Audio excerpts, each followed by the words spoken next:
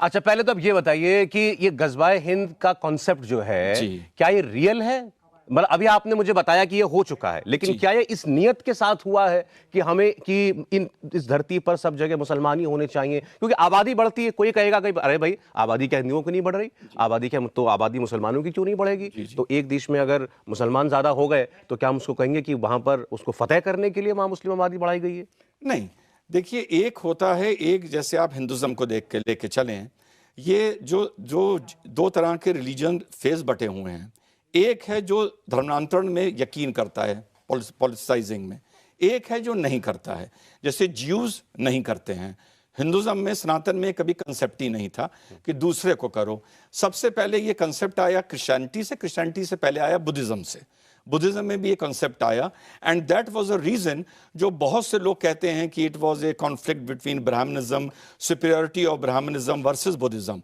ऐसा नहीं है। अगर आप इसको डिटेल में पढ़ेंगे, सो वो धर्मांतरण या धर्म के प्रचार का ही, with due respect to the peaceful religion जो बुद्धिज्म है, जो बुद्धिज्म में अपना उपदेश, अपना संदेश चारों दिशाओं में भेजने का आया, जो मिशनरीज गईं, that was the prime reason जो ब्राह्मणिज्म और बुद्धिज्म में क्लैश हुआ था।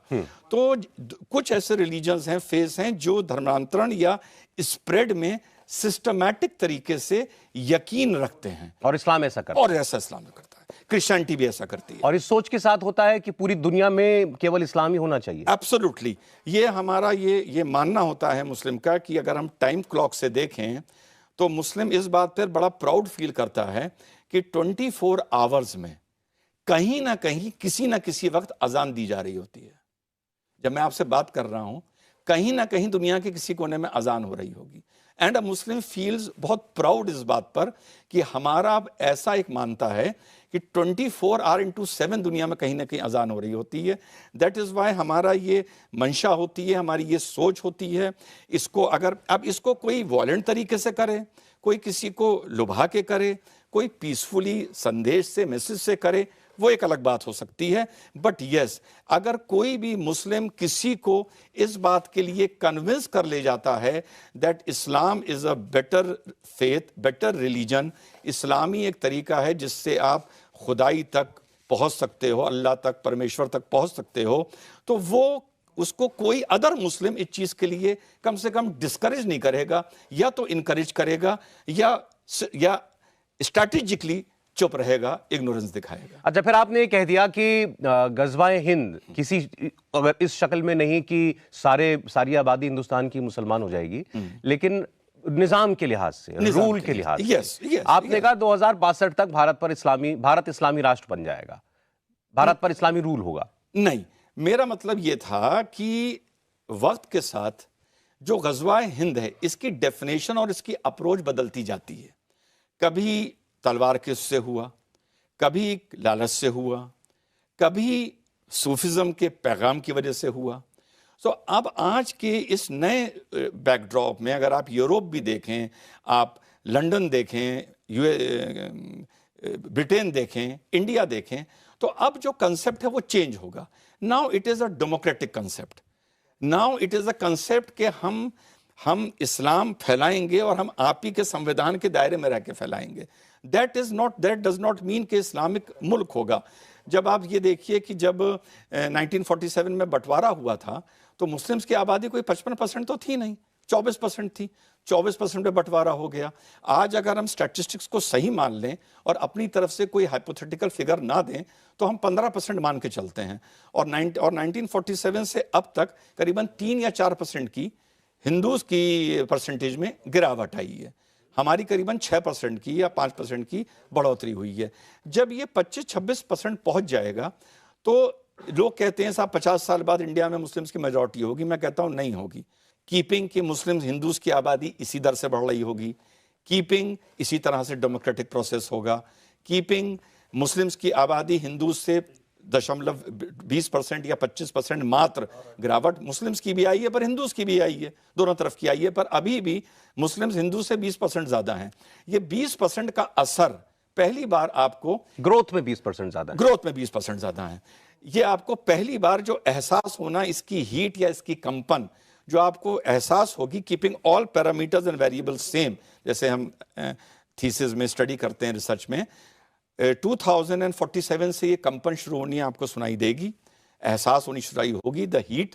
1962 तक 2062 तक आते आते मुस्लिम्स की आबादी पुनः एक बार 25% होगी, और बहुत से ऐसे यहाँ पर पॉलिटिकल इक्वेशंस बनेंगे कि उस कोलिजन में जो इस आबादी का सो कॉल्ड सेकुलर हिंदूज के साथ होगा, Muslims will have an upper hand in the policy decision making of the country. अब इसको कोई चाहे मुस्लिम राष्ट्र कह दे, चाहे मेरी तरह से समझा दे, मुस्लिम राष्ट्र पर से हम ये नहीं कह सकते कि ये पूरे देश में शरीयत होगा एंड हिंदू, नहीं, ये हम नहीं कह सकते उसके अंडर।